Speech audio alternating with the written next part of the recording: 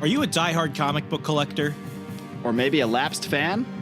Maybe even someone who has never picked up a comic book in their life. Hi, I'm Remso Martinez. And I'm Mark Claire. Every single Wednesday at the Second Print Comics podcast, Remso and I take a deep dive into the storylines, character arcs, moments, and events that made us the fans we are today. Tune in every Wednesday for new episodes available on iTunes, Stitcher, Google Play, and wherever else podcasts are available. Check out more from the Second Print Comics podcast at secondprintcomics.com.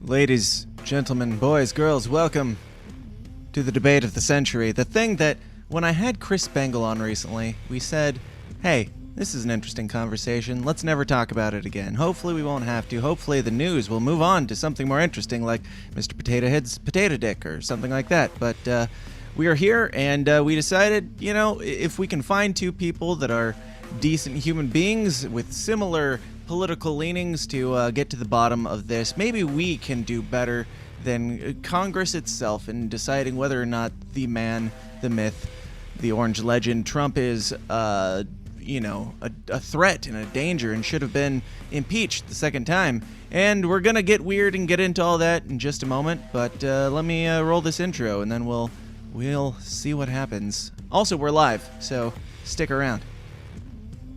All I ask is, if we have to give these bastards our lives, we give them hell before we do!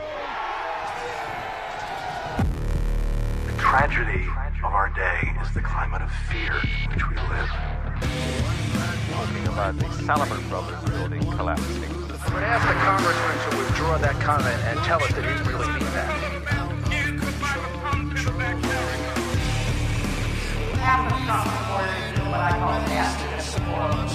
I don't know what I said. I did not have sexual relations with that woman.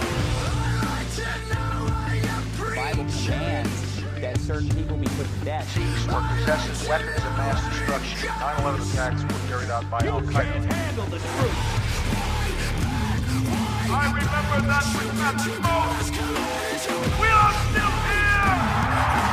We have to say yes to socialism.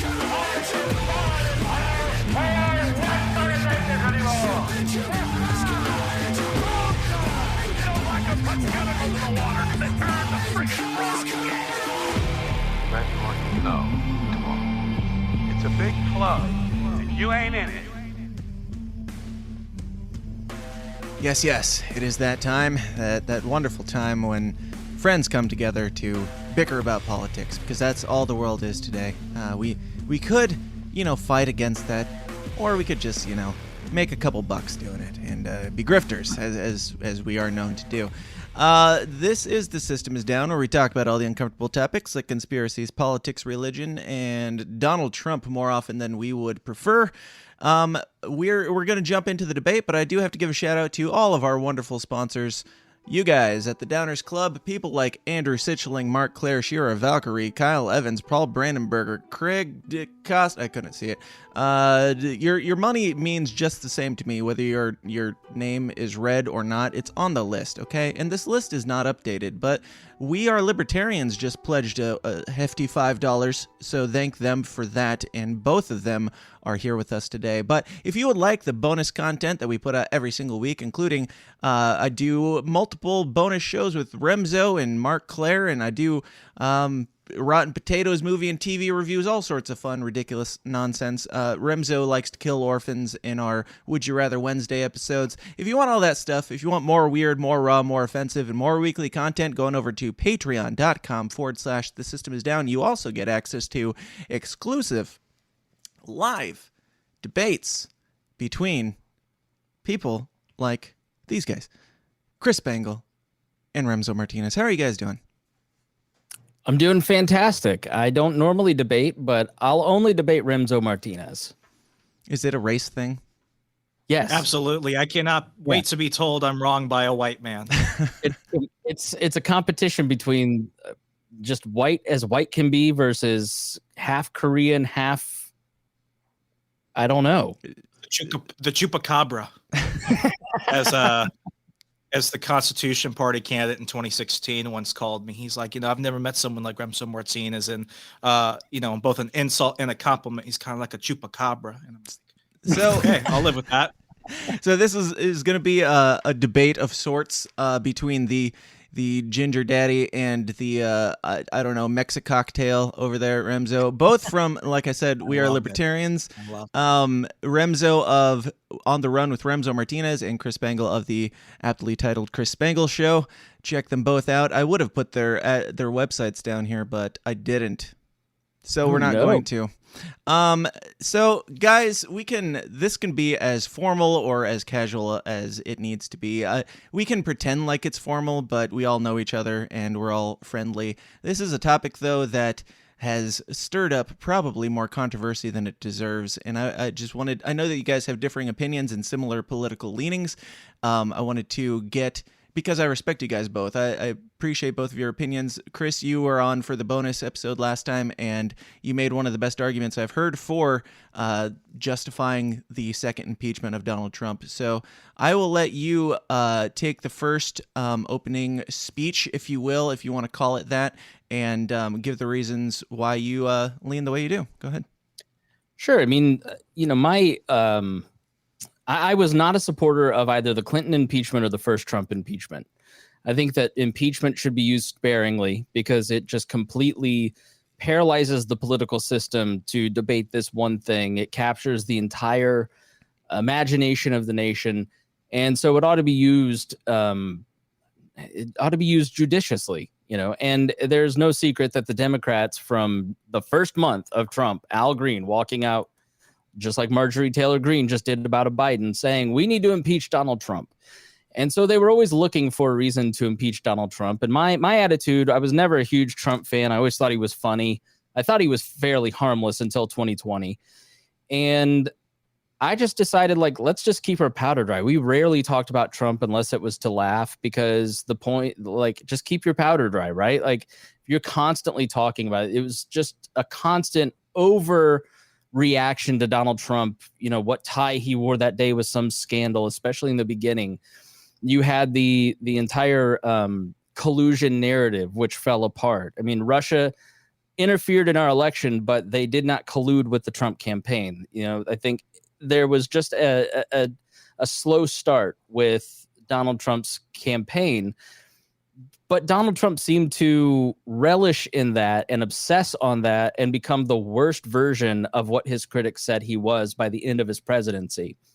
And once we got to the stolen election narrative towards the end, which he began in May of last year, was the first mention that the only way I'll lose is if it's stolen, and really ramping it up in starting in October. In August, he was talking about it. Before the first ballot was ever cast, he started talking about how he didn't really lose the election. And so, we did an episode on it in October, kind of outlining the plan that had leaked from Trump world about what they were going to do, which was say that the election was stolen, use that as a way to justify staying in power by the end. I didn't fully believe it because at the time it was so unconscionable that a president would do that or that a politician would attempt that in the American system. But by God, he did it. And, you get to him losing by 7 million votes and going to 60 different court proceedings, producing no real evidence that showed that those 7 million votes were stolen. Doesn't mean that voter fraud doesn't happen. Voter fraud absolutely happens. People are locked up for it all the time. And election security is something that I take very seriously. But there was never any evidence to show that those 7 million votes were stolen. And then you get to a couple weeks before January 6th, and you start hearing people like Louis Gohmert say the only option left is violence. And you go, oh, geez, this is not going to be good. You see Donald Trump taking over the rally from the it was like Moms for Trump, the people who originally planned the rally for Trump at the Ellipses. He took it over and then amended it so it included a march to the Capitol. You see Donald Trump meeting in December 19th with Michael Flynn, and that's when he starts pushing the January 6th rally. You see him show up and speak. There's 12 speakers before him. they all talk about how you have to fight, you have to be tough, you have to fight like the left does, as Donald Trump Jr. said. Ending with Donald Trump saying, all right, I'll meet you down at the Capitol, in so many words. I'll meet you down there. You have to be tough and give them the strength that they need, because the weak ones are not going to do what they need to do. And then the insurrection happens in the Capitol and Donald Trump doesn't do anything. I mean, probably unconstitutionally, Mike Pence calls up the National Guard after the insurrection takes place. So what you essentially have is the executive branch of the federal government planning and executing an attack on the executive branch, a democratic function by at the Electoral College, where they're certifying the votes for the presidential election. And when you live in a liberal democracy, and I'm probably not, I'm probably the only pro-liberal democracy capitalist. I mean, I'm sure there's a lot of anarchists watching, but in my view, a liberal democratic state based on capitalism is the best vehicle to get to a more libertarian society. We've seen that over the course of the last 200 years. You look at just since 1990, as democracy's liberal democratic government spread, you see global poverty being cut in half.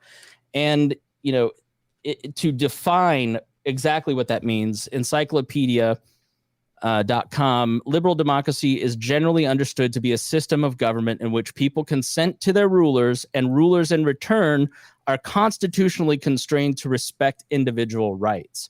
And liberal in this case is not the FDR, Joe Biden liberal. It is fiscal liberal idea of a government protecting all the things that libertarians value, which are free markets, an open society, individual rights. And Donald Trump, in doing what he's done, in trying to stay in power by delaying the election over and over and over, has shown that he's not a liberal Democrat. He is something else. And on the other side of Donald Trump succeeding in delaying that election and maintaining the presidency in whatever way he felt was necessary, he wouldn't be a duly elected president. He'd be something like an autocrat. He'd be a kleptocrat. I mean, he made $200 million off of the stolen election narrative. So, and we found out yesterday that he's trying to drain the RNC funds and funnel it through him. I mean, this is a person who is hungry for power, who doesn't understand the values that libertarians hold dear, and is not someone that we ought to support. And he ought to be held accountable, because if you don't hold a president accountable for this, then there's no point in having the impeachment process. There's no point in any checks and balances. You don't have the rule of law anymore. You have the rule of the mob, which is something we are totally against as libertarians. Okay. And I should have mentioned that if you are going over time, which the time is not set, it's just whenever I feel like you've talked for too long, you'll hear some sort of sound effect. I'm not sure which one, because that's the level of professionalism. It could be, I think we might have to go with this. Something really subtle to keep us moving along. But that will only be used in the event that things are unruly. As we are all known to talk way too long. But Remso, would you like to respond and or mostly give your opening thoughts on the Trump situation? Yeah, I mean, Chris hits on something which is extremely important, which is if you're going to go after somebody and you're going to use the full force of the law to do so, you should do so when it actually matters most. Donald Trump was never given the chance. Even before he was inaugurated, we had many elected officials who were saying, we're going to find a reason to impeach him. The intent of what people do matters. And, like he said, the reason why we've impeached the last couple of presidents we did was never for the reasons that I would have done it for. I think that Bill Clinton getting, as Chris brought up, getting impeached for getting a blowjob in the Oval Office was stupid. He should have been impeached for, selling grave sites at Arlington Cemetery that he did and falsifying DOD records. and DD 14s for people that never served in the military. So that way he could go ahead and sell Arlington graves to the highest bidder. No one ever impeached him over that. And that was one of those moments. Enough presidents have gone ahead and cheated on their wives and lied about it. They never got impeached. But the Republicans at the time wanted to go ahead and seize as much political capital as they could. So they did it. The first impeachment for Donald Trump was done on the Russia hoax. And, when it comes to this, it's like, if you're going to go ahead and impeach a president, do it for good reasons. No one ever impeached, George W. Bush for half the things he did, especially when it came to the Iraq War. I'm even of the camp that I don't think Richard Nixon should have been impeached for Watergate. And I stand by this, show me the crime. And if you try and do that, in terms of Watergate, there was not a crime committed by Richard Nixon. Now, do I think that Richard Nixon should have been impeached? Absolutely. No one ever talked about Agent Orange in South Asia. No one ever talked about the break-in that was, pretty much him in the Brookings Institute. So it's like you spend so much time on this that you actually let the other things go, where it's like, yeah, a criminal action has taken place. I mean, the dangerous thing that Chris also brings up, which is absolutely true, is the words we're using. We have to fight like them. We have to be just as tough as them. Everyone is everyone's enemy. Everything is life or death. I remember when I was at the Washington Times, when you had the hurricanes going across the southeast United States over the Midwest, everyone was complaining about Sharpiegate. And they're saying, oh, Sharpiegate will go down as one of the biggest political travesties and scandals of all time. And then it was, oh, Donald Trump got 2 scoops of ice cream and everyone else got 1. Is this a case of white supremacy? They went after the man all the time. And for those people who were kind of standing by and looking at this thinking, well, let's actually be objective about it, they're constantly being pulled. I did not vote for Donald Trump in 2016, but I did in 2020. Because at the end of the day, it was never about, is he a libertarian? It was a matter of what is the purpose. And I was always of the school of thought of what he's doing right now is he's taking us in a better direction than what I think we got from George Bush's 4th term, aka Barack Obama's 2nd term. And what is he doing ultimately? He's exposing them. He made liberals actually pay attention to federalism for once. He made them actually go ahead and look at, conservatives, what is the deep state? And the fact is the deep state is not that deep.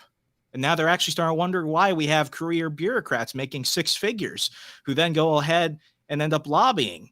I mean, I remember the left when they were big into the, agricultural, non-GMO movement in the early 2000s. Suddenly they cared about the revolving door between Monsanto and the FDA. And now suddenly conservatives know what the military industrial complex is. And they're looking at the revolving door between Raytheon and DOD. So anything that makes people really begin to open up to this is good. And when I just completely lost my train of thought, I'm sorry. I bring this up pretty often. My biggest point is we have to be a nation that stands for something. And I agree with Chris as a libertarian, is this liberal democracy that we've wanted to establish the best thing ever? No, but it's the best thing we're going to have. And I tell this to my leftist friends. Is capitalism perfect? No. But it's the most perfect imperfect thing that humanity has shown across hundreds of thousands of years, if you believe in that.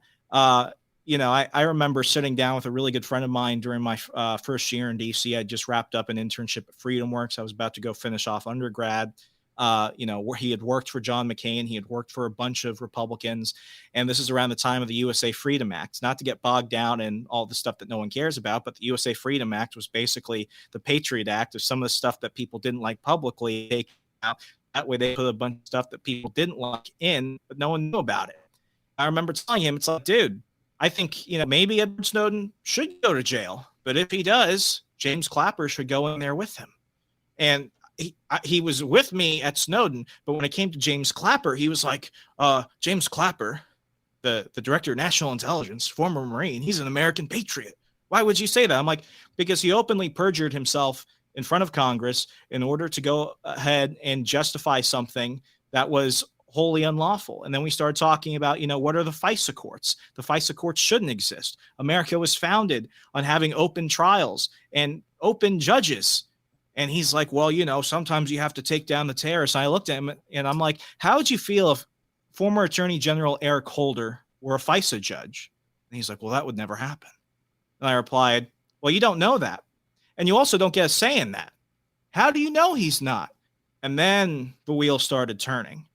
Because ultimately the thing is that if we had just followed the law in all those situations, regardless of administration. If we had actually been moral arbiters of what the law is on paper, we can argue the ethics. We should even argue whether or not certain laws should be there. But the thing is, we should at least all agree that if a law is a law, we should enforce it. And if it is an unjust law, we should try to get rid of it by every means possible. As I mentioned earlier, our words matter. We're in the worst political climate I've ever seen. I'm not that old, but when the same people who were calling George W. Bush Hitler are like, oh, don't you remember the good old days? That should bother everyone down to their core. And I went ahead and pulled up this article. I always like to, look at what the outside world views of America, because it's often a little bit telling whether it's right or not. I went ahead and pulled up an article from inews.co.uk, a left-wing UK tabloid, so not one of the many British right-wing Murdoch tabloids. And they actually talk about in January, what does incitement of an insurrection mean? Let's go ahead and look at the words. Incitement means the provocation of unlawful behavior. An insurrection is defined as a, quote, violent uprising against an authority or government.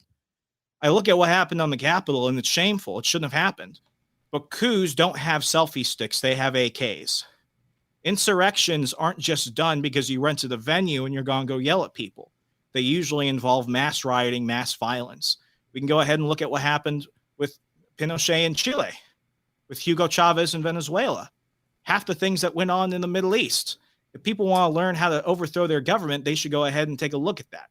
Most of the time over there, it was done with a little help of the CIA, but that's neither here nor there conversation. The point is, does Donald Trump share some of the blame for what happened on the moral level? Probably. There's a good case for that. But was he actually telling people, go ahead and get in the way of this process, turn into a violent situation? The words were never said.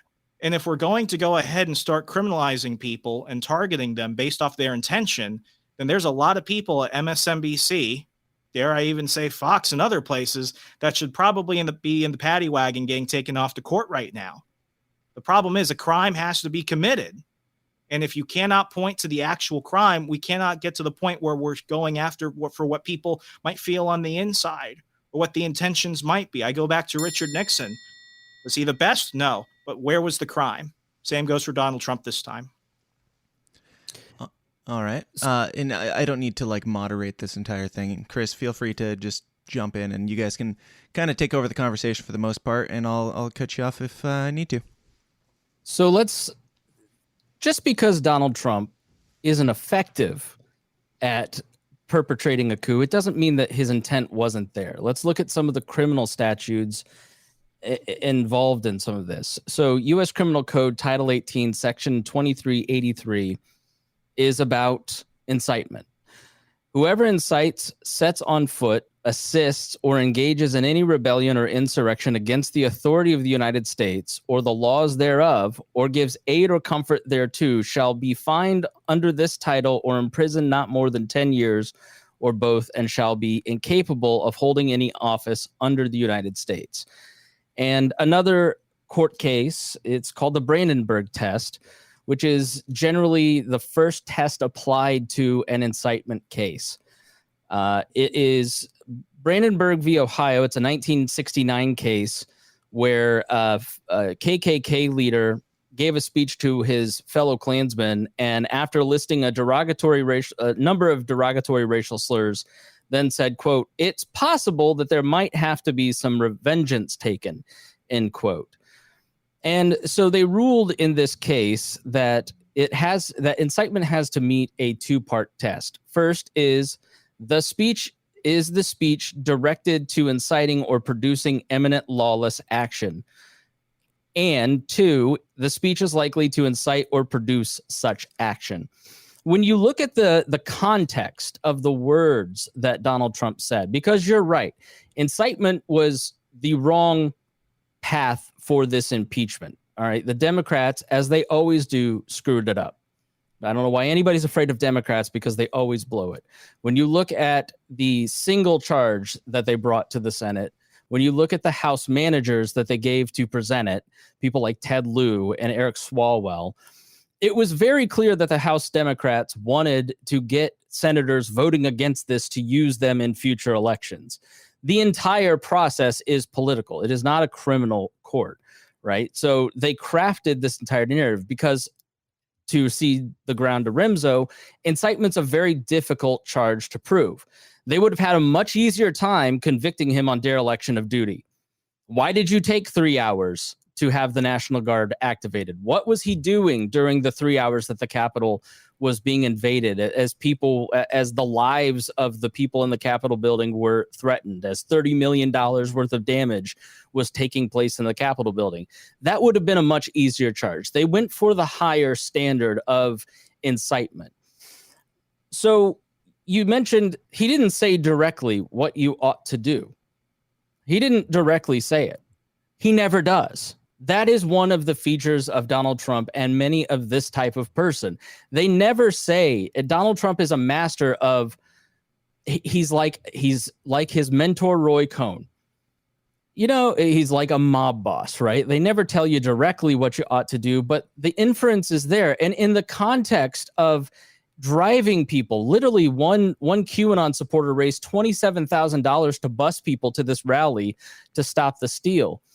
After months of the election is stolen, they're taking this from you. And the mindset being that this is the last stand for democracy. If Joe Biden gets elected, for many people in the MAGA movement, it is the end of the republic. It is the end of the American experiment. And even worse than that, they are going to invade your neighborhood, take over your towns, and subjugate you. And he is a demagogue of the worst mode, in that he doesn't. A demagogue is someone that doesn't deal in political arguments that are rational. A rational argument is a claim is made and evidence is then given to support it. Donald Trump is a demagogue in that he makes a claim, repeats it over and over, and wants people to believe it. And he spent months pushing the idea that this election was fraudulent and completely stolen, despite a concerted lack of evidence, and has people show up, has 12 speakers before him. They all give the same message. They all tell you that you have to fight, that you have to do this. What did you think was going to happen? What did Donald Trump think that he was going to happen? Like, at a certain point, we have to stop being naive about Donald Trump just because the media is mean to this man. At a certain point, you have to stop giving him the benefit of the doubt and and hold him to the same standards that you hold Maxine Waters to. If it is inappropriate in the summer for Maxine Waters to stand at a gas station and tell people to go fight in the context of the riots, then the principle holds that it is inappropriate for Donald Trump to do the same thing. And so they both ought to be held accountable, because political language is important. It is why we are so critical of the leftist media, because of the principle that political language has a way of motivating people to do things that they wouldn't ordinarily do. And so when the leftist media says X and everybody is bamboozled by wokeism, but they're not persuaded by Donald Trump's language, doesn't hold. Lastly, you have to look at the words of the people that were actually there. We had two people who were at there that talked about their experience at the Capitol insurrection. It wasn't Antifa. It was very clearly Donald Trump supporters. And what they heard, what Luke said on our show, changed him forever, because people were there with a large amount of artillery. There were pipe bombs at the RNC and DNC headquarters. There were bombs placed all through the Capitol area. This was very clearly a violent event. So you have to look at what they actually said and why they were motivated to be there. So to kind of cover what you did at the beginning, I do think it's important to go ahead and point out the difference between case law and statutory law.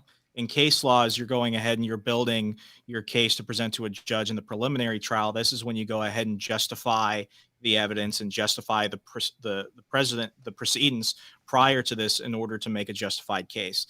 I am aware of at least the case regarding the Klan that you did bring up. I don't think that we could go ahead and apply it in this situation. I think if we were treating this like an actual criminal court, some of the case law examples that you went ahead and presented, I really don't personally feel that they would apply to this situation. I I think it's kind of worthless to go ahead and defend the character of Donald Trump. The one thing that I will say, and this is actually why I don't write op-eds anymore. If you actually look at the last 4 years, I never wrote anything about the Trump administration because everyone in their shotgun reactions was commenting on it. I found it was kind of worthless. And I think, from what I remember during my time in media, I was constantly perplexed at the people that were trying to find out like the mystery of Trump, because I never thought he was that complicated. He's been a public figure since the early 80s. We kind of know who he is. So for everyone to continue to act surprised, like, we're just still finding these things out about him. I mean, the man's in his 70s. There's very little to continue to find out. But, Chris is right. There were people there that intended violence. And as I've been saying, for the last couple months now, go after the criminals. Go after everyone that damaged property, assaulted people. Go after the criminals. But we should not make criminals out of people that did not commit a crime. What he mentioned earlier in his, previous statements about Louis Gohmert saying, violence might be the only option. I'm all there with you, Chris, and I'm there with you when it comes to Maxine Waters. But let's go ahead and look at the full picture. Maxine Waters, what is she calling for? She's calling for constant harassment of Republicans. Find them at the petrol station, as she said, as if we're still in the 70s. Find them at their homes. Find them at diners. Find them. Get in the crowd and get loud. That is as close to as we're going to get. There could be a case for that, as many Republicans tried to do during the impeachment hearings, both in the House and the Senate. But let's really look at this. What happened on the ground? Nobody likes to talk about it anymore, and very few people like to admit it. But as people can see on my newsletter, here's a cheap plug, remso.substack.com. Every week I go ahead and put down the stories from the news and the commentary from the commentators that I'm personally following, stuff I've read that I think might be of interest to my readers. Everything from Fox News, Summit.News, LaCourte News, OAN, to Vox, the Jacobin, MSNBC, you name it. I'm going from the far left to the far right because I need to understand people, because it's not good enough to just be told by the commentators what the other person is thinking. I'd rather hear it from them directly. And the truth is, Alex Jones, we can go ahead and address the 500-pound elephant in the room. Alex Jones put money towards that venue. It was at the end of the day, and this might piss off some people that I know traveled from out of state to go to the rally. Everyone who was staging that rally knew that nothing was going to come of it. Ultimately, it was a giant fundraising event. Alex Jones put a lot of money on the venue. He put money on the insurance for the equipment and everything, as well as a bunch of other people, Lynn Wood and others. It was what it was. It was a fundraising event. But here's where the incitement goes. Let's go ahead and look at the logic. If we're going to base everything based off the results of what happened, then we're going back and we're just focusing on the intention. If the assembling of people from around the country talk about what they consider a stolen election was the incitement of the riot, because then it turned into that, then by using the same logic, unjustly, as I'll admit, I can say that every BLM protest over the past year, which caused several $1 billion of damage across the country nationwide throughout 2020, was essentially a riot from the get-go, and that everyone there should be charged for incitement of riot. George Floyd's father, who said we should burn this motherfucker down during the Ferguson riots. I was in Alabama at the time. I had a classmate who said, it was bad enough they went ahead and looted the Walmart. They didn't have to burn down the Little Caesars. Was the case? Was everything around George Floyd's shooting? I'm sorry, not George Floyd. Michael Brown. Was everything around that shooting normal? No, it took years to figure out the case. But what ended up in the process? Riots. So if we're going to go ahead and look at people based off their intention, that's what leads us to the environment now, where we're going after people for what they might be thinking, for what we think they might be saying. The same people that are going around accusing everyone of being a white supremacist because now they like Dr. Seuss. I know Chris's stance on the woke culture. I completely get it. But everyone is going after each other, and it's bad everywhere. This is why words matter. This is why we need to go for the fundamentals and basis of the law in which we agree to it. Go for the crime, not make criminals out of nothing. We agree that words matter, and yet you've just done what almost all Trump-supporting libertarians and Republicans do. There is no defense for Donald Trump, and so you devolve into blaming the left. And the reality is that most people who support Donald Trump just like him because he is. And when I went to CPAC in 2003, the conversation there was, we need our own version of of a hit squad. You know, you see it in the rhetoric of people like Andrew Breitbart. We need to fight like they do. You heard Donald Trump Jr. say it at the rally on January 6th. We need to fight like the left does. It's never about principle. It's never about saying we need to hold our own accountable. We need to hold Donald Trump accountable for what he did. We need to have our own version to fight the other side, which fights dirty. And that is where you lose me, and where I go, I can't abide by this, because I disagreed with what happened over the summer, and I'm not going to suddenly make it okay now because it's a side that is tacitly somewhat libertarian or Tea Party people that I walked with 10 years ago. You have to at some point say, this is wrong. This is an inappropriate use of political violence. This is not okay.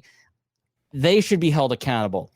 And even if Donald Trump's words don't meet the Brandenburg test and it isn't criminally liable, impeachment is a way to hold him accountable. Removal and preventing him from having access to a constitutional process, a constitutional office, when he has no regard for the constitutional order whatsoever, is totally and wholly appropriate. When you look at the founders' vision of impeachment and removal, you go to Federalist 65, and Alexander Hamilton it's a widely quoted statement that impeachable offenses are of a nature which may with peculiar proprietary be denominated. Sorry, the old school language is throwing me. Of a nature with may peculiar proprietary be denominated political, as they relate chiefly to injuries done immediately to the society itself.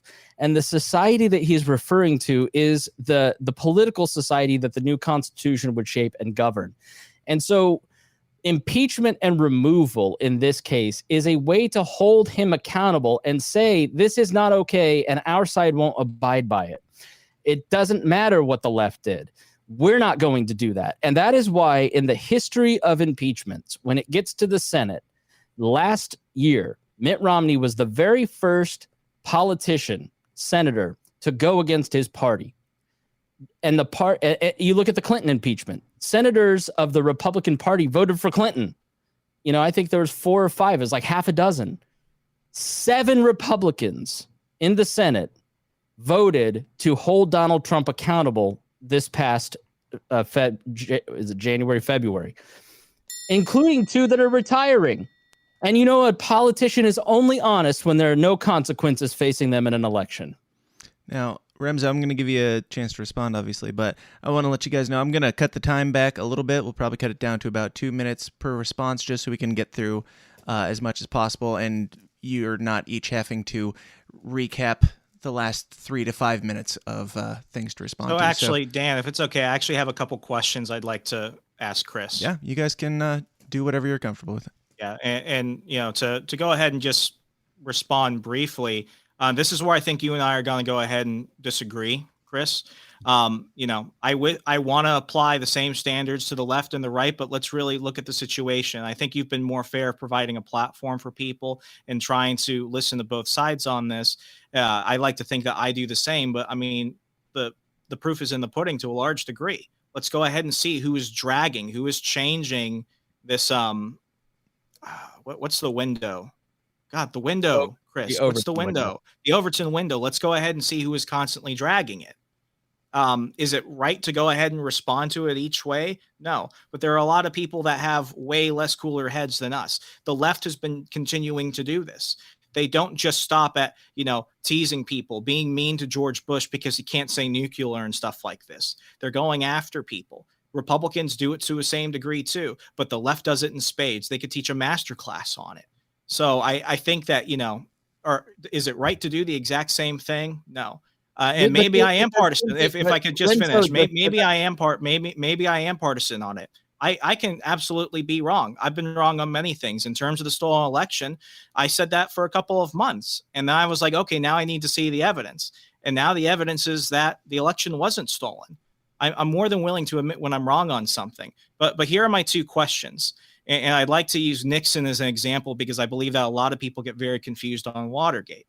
One, do you think that Richard Nixon specifically should have been impeached because of what happened at the Watergate Hotel?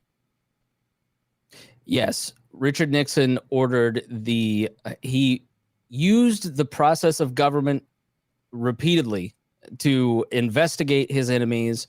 He invaded. He won by a landslide. He didn't even need to try and cheat, but he used clandestine techniques, including breaking into people's, the DNC headquarters, and then lied about it, threatened people to cover it up.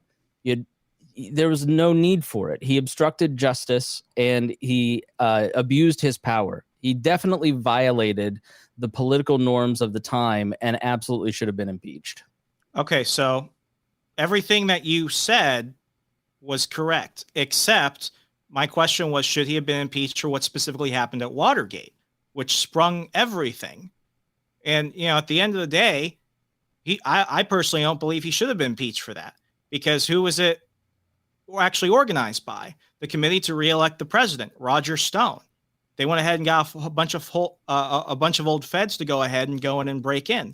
And in Nixon's own recordings, because he was an extremely paranoid man, I discussed this in my book, How to Succeed in Politics and Other Forms of Devil Worship, he is on tape in which he thinks that nobody's ever going to hear this but him saying, "Why did you do that? I didn't want you to do that." And then they bring up the bribes. Well, yeah, I mean, we could just bribe a bunch of people for $1 million, but we're not going to do that. In terms of Watergate alone, it comes back to what I said about Trump, which is, if we're going to impeach people, we should impeach them for the crimes that they actually did. You mentioned Nixon, and the House Judiciary Committee released a report on that. And it's basically the report that led 4 senators, including Barry Goldwater, to go to Nixon, that led him to resign. In it, they say impeachment is a constitutional remedy addressed to serious offenses against the system of government. Impeachable offenses are constitutional wrongs that subvert the structure of government or undermine the integrity of office and even the Constitution itself. Both Richard Nixon and Donald Trump committed offenses that undermined the constitutional order. I don't think there's a bigger offense of an undermining of the constitutional order than trying to maintain your power even after you've lost an election and delay the peaceful transfer of power. And when you look back at Nixon committed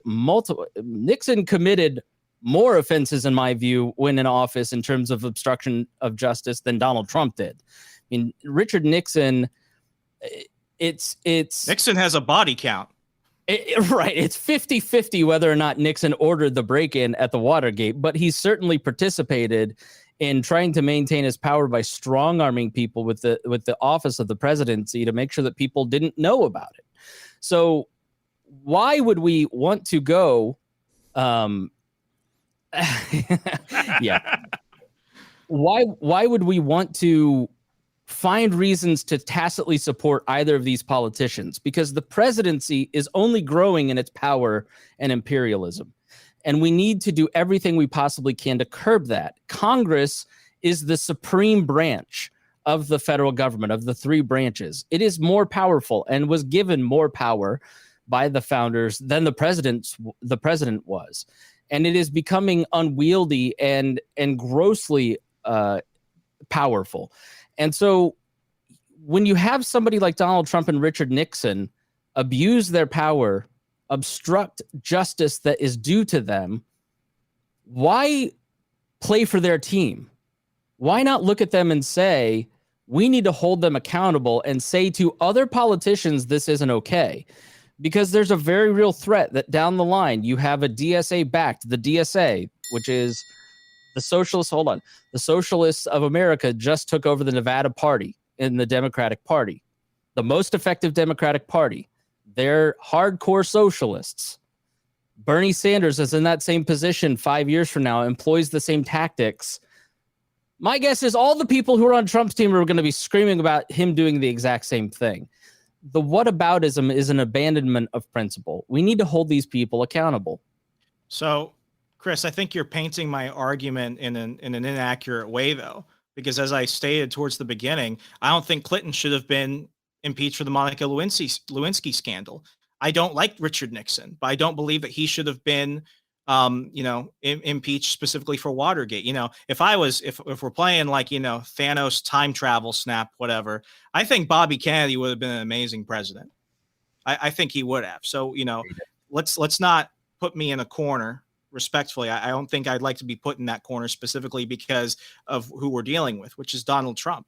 But I mean, ultimately, I bring it down to this. I think people should be charged for the crimes that they commit and not for the crimes that they don't commit. If we look at Al Capone, for example, what do we know? He was one of the biggest liquor runners in the country, had people killed, bribery, extortion, murder, prostitution, everything. And what did we end up getting him on? We ended up getting him on tax evasion. And then later we ended up punishing him, through a sidestepping judicial process to actually punish him for the things that we all really knew. But that's the thing. If we're going to go ahead and take somebody to court, if we're going to go ahead and attempt to punish somebody, strip them of their liberties, we talk about this across all the shows at the We Are Libertarians Network. Let's go ahead and have a fair system for everybody, regardless of their income, where their education was from, or their race or religion. The same principles that I apply to looking at, whether we're going to impeach a president for Trump are what I think we should have applied to everybody. I think, if anything, this is the sad thing, and I've gotten this from having lived in D.C. for almost my entire adult life. I get less mad at the politicians and I get more mad at the voters. That's why whenever a politician is running for office and they say during a debate, because they want to give a non-answer answer, well, I trust the American people. I trust the voters. I get horrified because I'm like, all these people are here because someone puts them here. It's like, well, I get mad at, Texas man or Florida man on Twitter. Oh, we should get rid of Nancy Pelosi. And I'm like, have you noticed that she keeps getting reelected because the people in her district keep reelecting her? Let's actually look at the main root of this, which is we have all failed. We have all applied different standards that we would not apply to ourselves, to our process. And I think Donald Trump, Bill Clinton, Obama, Bush, everybody, they're only an extension of us. The least we could do is apply to our own laws what we would want our enemies to apply to us in a, hopefully utopian fair system. So why not start with Donald Trump? I mean, if you're going to start enforcing principles and norms, why not start here? I mean, and this, I think, brings us to the big schism between you and I on this topic, Chris. I don't see the crime. I think that's where you and I are going to find our fundamental disagreement. I don't see the crime. I genuinely don't. I mean, you don't see the subversion of the peaceful transfer of power to be an impeachable offense because it's not in bright neon lights and he didn't expressly say it and you couldn't nail him with a smoking gun? There were a lot of things that pointed that there were irregularities and issues of the elections. Asking for us to go ahead and check the ballots, asking for us to go ahead and do audits, asking for us to go ahead and extend a deadline was not the subversion. I will say that towards the end it devolved, but I don't think ultimately it devolved into the Machiavellian dictator state that people saying we were folding into, because at the end of the day, Donald Trump told people go home. He told people don't be violent. Nobody likes to talk about that. If we're focusing on the words, let's focus on the words of what they actually said. And this is before people really start storming. This is before the violence ensues. Alex Jones, people said that Alex and Jones ensued it.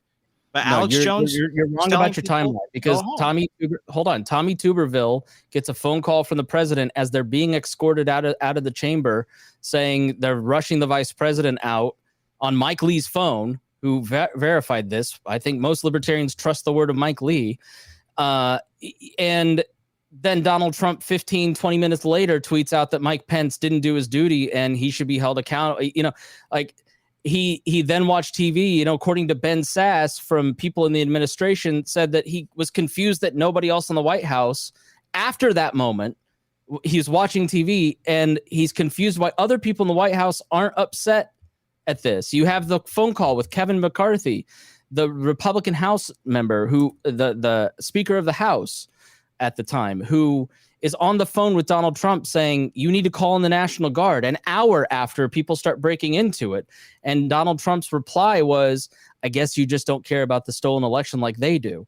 Like, Donald Trump didn't do anything when he knew lives were at risk, including members of his own party, and actively threw fuel on it on Twitter and was finally convinced by his staff to say, you're all good people, go home.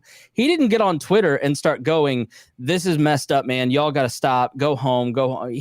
It was very lukewarm. And to portray Donald Trump's words that day until the speech that he gave from the Oval Office to avoid impeachment days later, which was a great speech, the best speech of his presidency. And if he had been that president the whole time, he would have been wildly reelected by Nixon 72 numbers, in my opinion.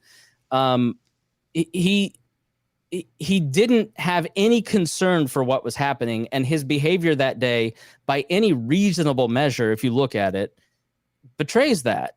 And so, Chris, would you say that, to interject here, would you say that it is not enough to be against storming the Capitol? We must be actively anti-storming the Capitol, and it is a crime if you're not? Yes, I agree. I was against when BLM was, trying to firebomb state capitals over the summer, and I'm against this too. I think that if you want to have a functioning society, stability is good for liberty. Think about the time, and let's go back to the Overton window that he mentioned earlier. When you look at the I'm time, gonna forget that window's name like 20 times. I read the Glenn Beck book. It was a great book. When you look at the time that the libertarian movement has grown the most in its history since the early 1900s, it is the period from 2008 to 2018. And it is because we had a relative period of stability. You had an overreaching left that you could use as an enemy. You had Ron Paul in the Republican primaries, and you had a very pro-libertarian vibe in the Republican Party. When you now look at where the Republican Party is, they're far more illiberal, they're far more protectionist, they're far more nativist, and they're far more anti-libertarian than they were in 2010 when Rand Paul, Justin Amash, and Thomas Massie were elected. Look at the primary that Thomas Massie had to undergo. Look at where Justin Amash ended up. When you look at the Overton window of the right that has shifted, a lot of libertarians who have an affinity for the Republican Party, who I would say I'm one of them until the last year, we don't realize how far we've drifted. We look at you're right, in the Overton window has drifted to an extreme with AOC and the left, but look at where the Republican Party and libertarians on the right are. When Justin Amash doesn't feel like he has a reasonable home, and his only crime was saying some of the stuff that Trump is doing is bad and I'm not for it, and he can no longer look at the turning on Mike Pence and all of these other folks. Like, the Overton window has shifted in the Republican Party too, and it's largely because Trump was never held accountable. People are afraid to speak up and say this isn't right. Yeah, and you're not going to find any argument from me there. But, that's the thing about the law. The law is a bitch. If I were a judge on the O.J. Simpson trial, I would have thrown out the case before getting to a verdict, because ultimately there was tampering of evidence. There were a lot of things that, no other case would have been normal for if it had not been a black celebrity, one of the biggest celebrities at the time. Do I think O.J. Simpson killed his wife? Yeah, I'm pretty sure a good number of people do. But I look at the case and I'm like, that trial, everything that happened was a farce. And same goes for Richard Nixon. I mean, nobody likes to talk about it, but why wasn't Jefferson Davis, put in jail longer for let's say life, or why wasn't Jefferson Davis put to death for treason against the United States? It's ultimately because during his court martial, that's how they did. That's how they handled him, and that's how they handled the Lincoln assassination conspirators. The crux of the trial fell on whether or not secession was constitutionally bound and legal. And what they ended up doing was they ended up dismissing his case after he had spent several years in prison. And they basically stripped him of his rights to run for office, even though, ironically, Mississippi wanted to run him for a senator. And he lived out his life in shame. Because ultimately, if we're going to focus on the crux of the crime, we should have gone ahead and gone after Jefferson Davis for basically saying, hey, maybe it's time to go ahead and start fighting. There were a lot of things. What they ended up doing was they ended up making the entire case about the one thing that Jefferson had a pretty sound argument on, and that a lot of Americans had a pretty sound argument on, What they did was they failed because they failed to actually identify the crime, which is his actions, his decisions, his orders led to the deaths of Americans. So you have to show me the correlation here is I was 100% for all of the court cases. Okay, so I was 100% for the court cases because I'm for more information. I'm a liberal. I want more information so people can make their decision. And you had almost 60 cases, and you had Federalist Society judges, which, by the way, the head of the Federalist Society agrees with me on Trump impeachment. You have all these Federalist Society judges throwing all of these court cases out after, just like you said, not finding enough information. There never was a Kraken. And so instead of Donald Trump doing the right thing, say that again. Plan. That's right. Trust the plan. Like, you're just not believing hard enough. When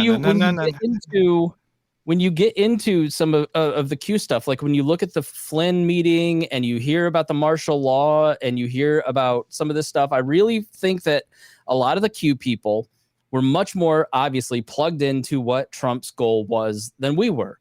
Michael Flynn goes and visits the president. You see the document on the pillow guy, basically, saying you need to declare martial law the last weekend he's president. And the goal was to create enough of a catastrophe to delay this. You have Rudy Giuliani calling a senator and saying, accidentally calling the wrong senator, that voicemail gets leaked to the dispatch. You have him calling Tuberville on the floor saying you need to delay this. The goal here, this is not a mystery, right? Like, Donald Trump's goal was to delay the certification long enough to declare martial law. And it's circumstantial because of the company that he keeps, but what other conclusion can you really draw from this? What was his goal? Because everybody with a brain looks at this stuff and goes, yeah, I don't see anything here. I mean, there's not 7 million votes missing. Were there problems? There were absolutely problems. Did they have the right to sue? They absolutely should have sued. But the whole crux of this is the stolen election. It never materialized, and he was using it to leverage staying in power. That's not somebody that libertarians ought to support in any way, shape, or form. And I mean, I don't think there's really much more I can say on this. I mean, in terms of everything else you brought up, yeah, there was unethical behavior. There was a lot of illegal behavior. I read a lot of the amicus briefings in Pennsylvania. I even read a lot of what was going on with the Texas case. Rudy Giuliani should be disbarred for sure. I was the one saying during the Ukraine gate impeachment that if Trump really wants to go ahead and, throw an olive branch to the other side, he should have thrown Rudy Giuliani under a bus. And that was another thing. Nobody went ahead and got Rudy Giuliani for speaking on behalf of another state, for speaking on behalf of a foreign government to another foreign government. Rudy Giuliani broke many federal laws, yet Rudy Giuliani is still running around, hasn't been disbarred, hasn't seen a day in court, still runs around collecting his $30,000 an hour fees. But that's the thing, though. And I mean, at the end of this, Chris, I'm still not convinced because you brought up a lot of things that was very clear, that is not arguable, that were numerous impeachable offenses, but we're focusing on the incitement of an insurrection, on destabilizing American democracy. And if we've seen anything, and if he is the evil narcissist that he might be, here's the thing. If you're going to go ahead and launch a coup, you don't do it with selfie sticks. You do it with the guard. You see what he did in D.C., tear gassing people, walking out with generals and everything else. Where was that again? Worst coup ever. Okay. Worst coup ever. So then he did it. I mean, the only other conclusion to draw is that he did it to fundraise, to grift, to do what he's doing now, which is to raise $200 million on Stop the Steal.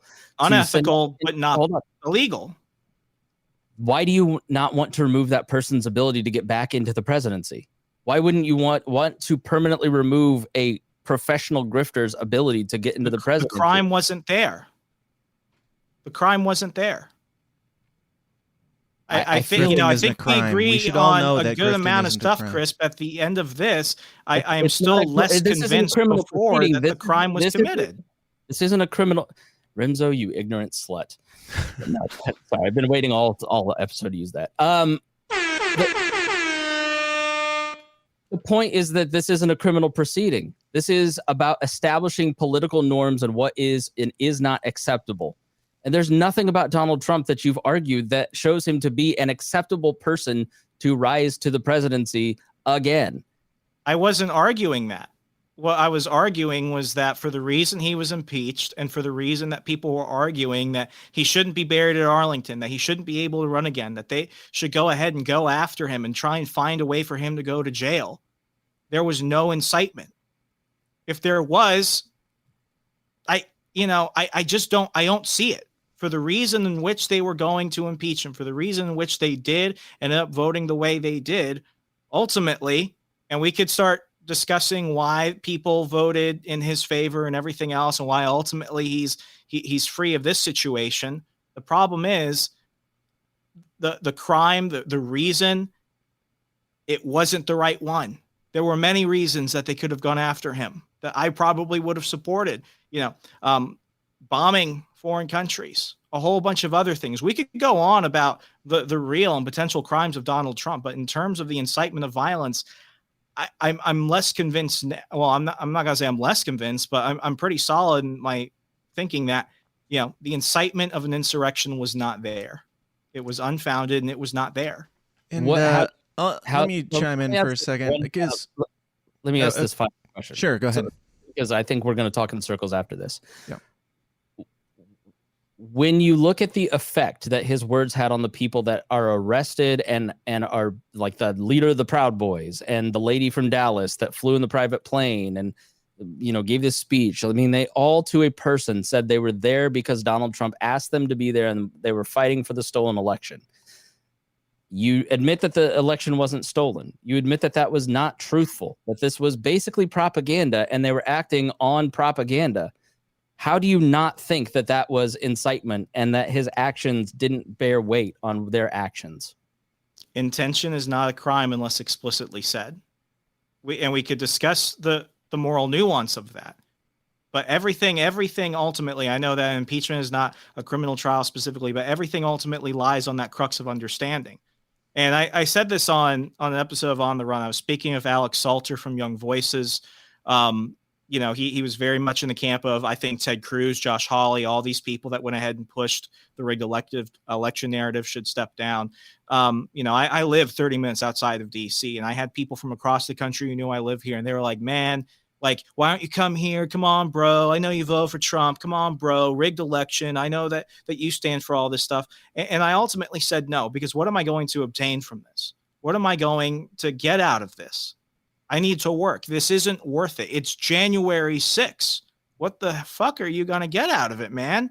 Go home. Get out. The road's already shit. We don't need more people here. The woman who was shot inside the Capitol building, everyone was like, oh, she was shot. We'll make a martyr out of here. Then the video comes out, and it was a justifiable shooting. And I hope that everybody that damaged property, that broke into places that they shouldn't have gone, everyone that committed a criminal act on that day should go to trial. And for those who are guilty, they should serve out the full letter of the law in their term. But that's the thing. The crime has to be committed. The crime has to be blatant. For the same reason O.J. Simpson was let off, for the same reason that many people still now are looking back at Nixon and thinking he should have been impeached for a lot of things. But as we learn more about Watergate, he should not have been impeached and treated the way he was over that specifically. The thing is, we have to treat the law, at least while it's not perfect, as the commonality. Now, Chris, I think that's the only time I've timed the bell accurately. Chris, I'm curious if you believe that, like, of course, there's going to be people screaming that we should continue with, court proceedings, not privately, but whatever, actual criminal proceedings now. Do you think that? Yeah, do you think that that is correct? That this crime was? I mean, if it was a crime, then logic would denote that he should be locked up for it. If it wasn't a crime, then impeaching somebody for a political president setting is a kind of a sticky subject. But what do you think moving forward? So I'm conflicted on any form of criminal or civil action against Trump moving forward, because like both of you, I would love to never talk about Donald Trump again. And the reason that this bar was so high and that the impeachment was so short, the Senate trial was so short, when they moved to call witnesses on like the third or fourth day, Chuck Schumer freaked out because Biden and Schumer have a lot of big government policies they want to pass. And the longer everybody's talking about Donald Trump, it gets in the way of Joe Biden getting reelected because he saved us from COVID, right? That's their thinking. And so I'm skeptical that Donald Trump will ever really face any kind of criminal or civil proceeding for that reason, because I think Democrats want to protect Joe Biden and the media doesn't necessarily I think the media loved the circus, right? They made so much money in the Trump years. But ultimately the reason that Ford pardoned Nixon was because Ford wanted to get reelected and he didn't want to spend all of his time talking about Nixon. He wanted to talk about the great things Ford was doing. And I think history will replay that. And there's some wisdom in that. Should we continue to argue over this man? And if he's going to grift and pull money out of 30% of the population like a televangelist for the next 15 years, then that's their money, right?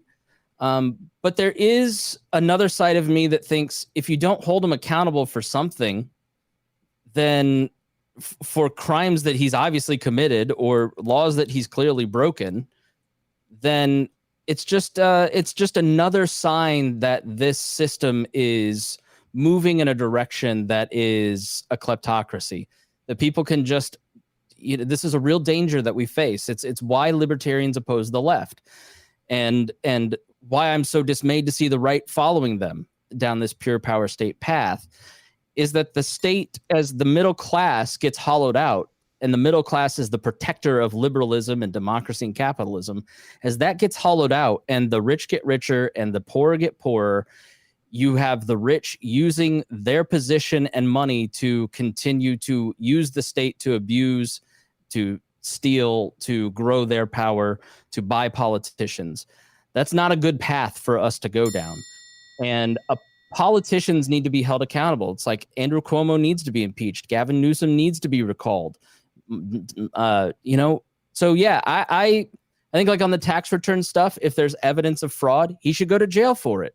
But incitement, I think that's such a high criminal bar that it's not worth arguing over, which is why I would have liked charges. Oh yeah, right. I think there's important threads like liberalism and some of this stuff that Trump is good about clarifying your first principles and understanding where you stand. And I think that's why he's been an interesting person, because he exposes government corruption, he exposes grift, he exposes the true nature of politics, he exposes Russian interference and Chinese interference, all this stuff, and so I think there's been some really good things about Donald Trump, but I just love to never talk about him again. Yeah. Remso, I want to give you a chance to respond to that, and then we'll do some closing remarks here. Because at the end of the day, if we don't agree on like whether or not it's a crime, then that it just kind of is what it is, and it's life. But Remso, go ahead and respond to Chris's remarks there. Yeah, no, I think Chris has painted a pretty accurate picture of what we're seeing right now. And, for those, and I'm going to really kind of dance around this, but like for those of you that listen on the run, have caught up with me and some of my haters, I love you and the listeners alike. This has been a difficult time for me. I left my job at Parler a month before that happened. And without getting into all that stuff, I've been focusing more on the show. I've been focusing on my other project, Second Print Comics. I have a new big project I'll be announcing in a couple of weeks. So look forward to some announcements in late April and then in June as we start getting ready for the holiday season and everything for the rest of the year, which is crazy to think about. It's already March. But I have not written political commentary in about a year. And before that, when I was at the Washington Times, I think the last couple pieces I wrote were on Bill Weld, which got me some very colorful emails and messages from the Weld people and the Lincoln Chafee people. There's Weld But people? ultimately, during they were 3 and they all hated me. But, ultimately I was quiet, and mainly because I was in the military at the time. I was quiet during really the last couple of years of Obama. I was quiet really when it came to Trump. And honestly, as I look right now, there are many reasons I don't like Joe Biden, and there are many reasons I think that his administration is going to be a failure. But I'm going to give him the same respect that I gave the last 2 presidents. I'm not going to talk about Joe Biden. I'm not going to write op-eds. I'm not going to hit pieces on the radio and everything. And trust me, it's really easy to do that. I would make a lot more money and I would get a lot farther if I did that. But I'm going to give Joe Biden the same respect. And, with Marjorie Taylor Greene, it was stupid that she went ahead and pulled the same thing that every other liberal had pulled right before Trump did. I have really no respect for her. I don't really like her staffers either, personally. They're pretty much assholes. But, I'm going to give Joe Biden the same respect on that. Because at the end of the day, as I mentioned at the beginning, I had to convince a very neocon friend of mine who had one set of standards for the left and one set of standards for the right that James Clapper and Edward Snowden should potentially be cell buddies. But the thing is, we have to get to the trial to get to that point. We have to get to the fact that we recognize that the law is the law to get to that point. Snowden leaked sensitive information. James Clapper perjured himself. I think the best thing for Snowden to have done, if we were fair, and I'm glad that he's not coming back right now for his own safety, would be to have an open and public trial. But in the world of FISA and everything else, where we're going to have the Constitution apply to this stuff and then the real world laws apply to everything else, that is what scares me. It's the heavy-handedness. I'm not even going to get into the culture stuff. We can't even agree on the word of the law, and that is what scares me. And it's one of those things where not to just self-promote constantly, but it's why I've really just kind of pulled out of a lot of this, because at the end of the day, there's only so much Chris and I can do. All we can do is focus on ourselves and those that want to have a conversation with us. For sure. All right, guys, I'll give you both a chance to give your final thoughts, your final remarks, and go ahead and tell everybody about your shows and everything. We Are Libertarians and all that, and where people can find out all the information about each of you guys. And I already kind of plugged, so I'll just shut up and let Chris take it. You did. But if you have any thoughts after, Chris started out the debate, so I'll let you close out with whatever. You can do a little dance, sing a song. It's whatever your Mexican self decides to do. Okay. Chris, we'll start with you. Go ahead and give your final thoughts and plug your shit. Well, it is a pleasure to be here, and thank you to Dan for having me on. I would guess that many in Dan's audience, as one recent Instagram commenter said, it's sad to watch We Are Libertarians fall from grace. I think over the last year... I'm getting lightheaded. The reality is that I have very principled libertarian arguments for why I think Donald Trump should be held accountable, why the government has not functioned, and why I think he's a great foil for libertarians to explain to people on both sides why he is not the great libertarian hope. And I've been somewhat dismayed to watch over the last 2 to 3 years. When I came in 2007, the argument was the diamond, the Nolan chart, the world's smallest political quiz. It wasn't left or right. It was, at the bottom, you're the statist. At the top, that's me doing the Illuminati on Dan's show. I caught it. I'm triggered.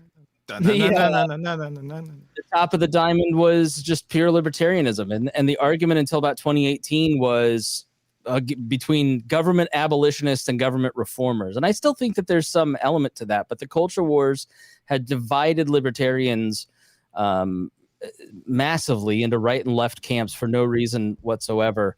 Because the Dr. Seuss thing, for instance, like you said, just don't buy the book, sell the book on eBay, don't buy the book. They're like, whatever, right? Like, it's about man's relationship to the state. And that's where I tend to focus. And I think Donald Trump is prime for being held accountable, because there are a lot of people going, what is this remarkable, wild, insane person doing? And the amount of media coverage that he's gotten while at times unfair, has exposed so many problems with government, right? Like everybody knows Russians were probably trying to infiltrate Hillary Clinton's campaign, but you saw it through George Papadopoulos. You can use those moments to illustrate. And I think that this is a moment to illustrate the power of political language and encourage people to de-escalate. And that's the biggest problem here is Donald Trump understands his power.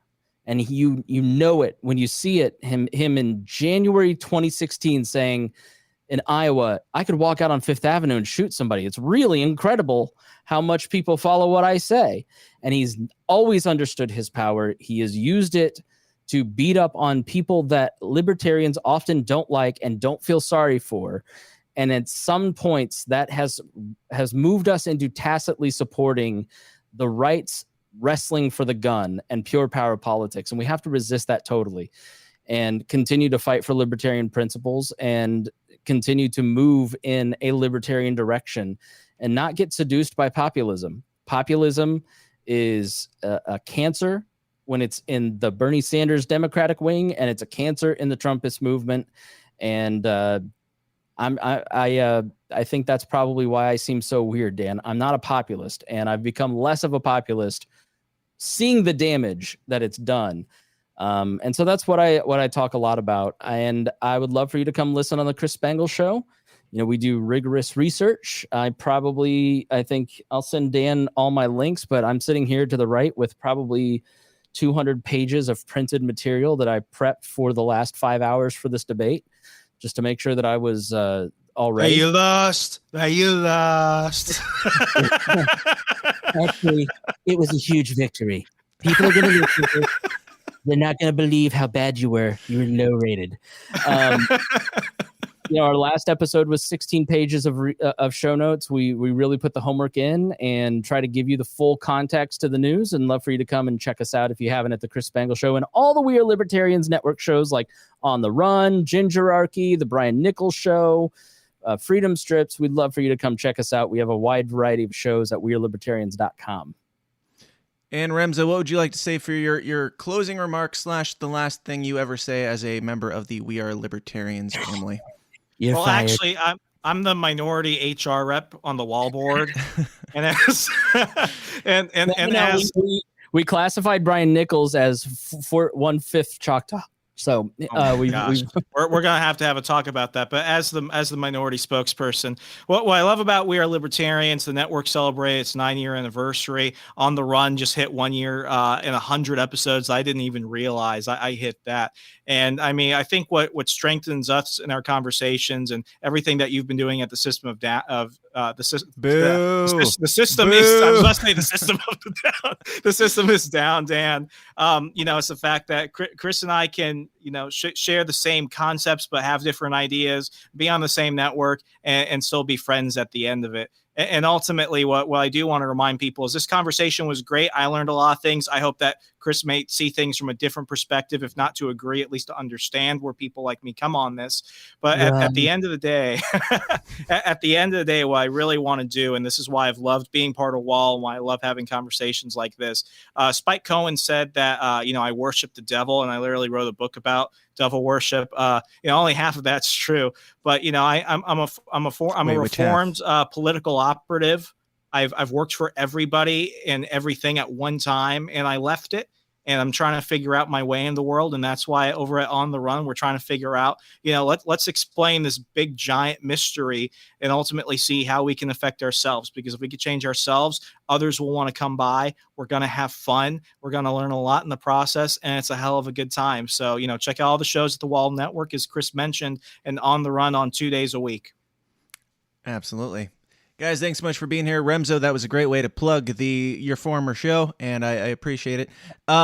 You guys are awesome, and we can disagree on things. That's what this show is all about, is having these civil disagreements and not leaving here. Nobody left here being called a Nazi, a white supremacist, or a communist or anything like that. I did, actually. So. I think, You're a Nazi, Chris.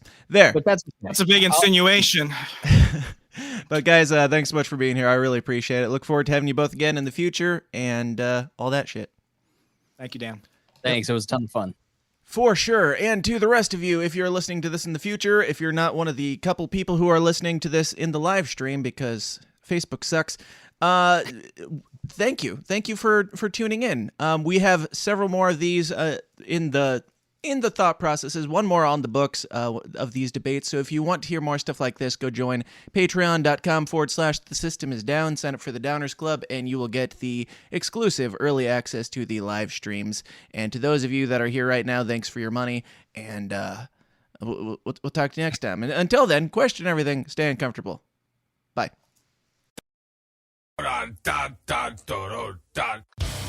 Hey guys, thanks for watching. Be sure to like and subscribe on your way out and help us change the world one uncomfortable conversation at a time.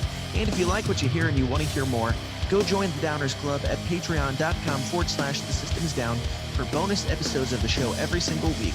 Until next time, please continue to question everything, stay uncomfortable, and I'll talk to you then. Thanks.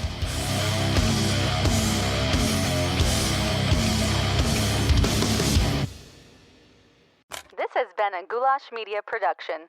goulashmedia.net. This concludes our broadcast day. Click.